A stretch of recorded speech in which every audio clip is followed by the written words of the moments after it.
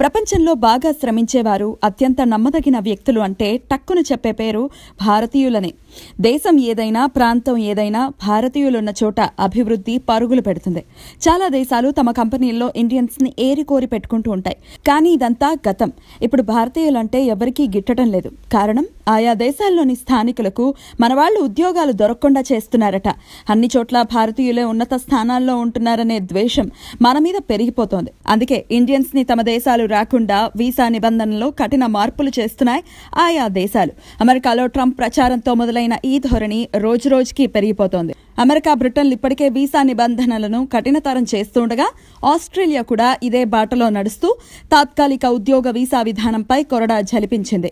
నైపుణ్యాలతో ముడిపడిన ఉద్యోగాల్లో చేరేందుకు భారతీయులు ఉపయోగించుకునే 457 వీసా విధానాన్ని రద్దు చేసి దాని స్థానంలో కొత్త నిబంధనలతో తాత్కాలిక వీసా విధానాన్ని ప్రవేశపెడుతున్నట్లు తెలిపింది.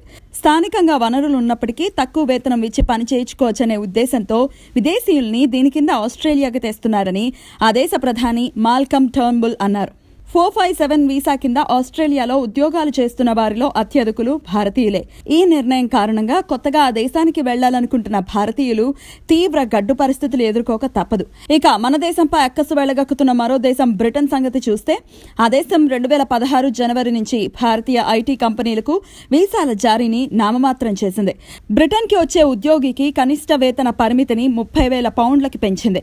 ఉద్యోగుల భార్య లేదా భర్త, తల్లిదండ్రులు 2.5 ఏళ్లకు మించి బ్రిటన్లో ఉండాలి అంటే ఆంగ్ల భాషపై పట్టుని పరీక్షించే ఓ కొత్త టెస్ట్లో ఉత్తీర్ణులు కావాల్సిందేనని ఒక నిబంధన తెచ్చింది.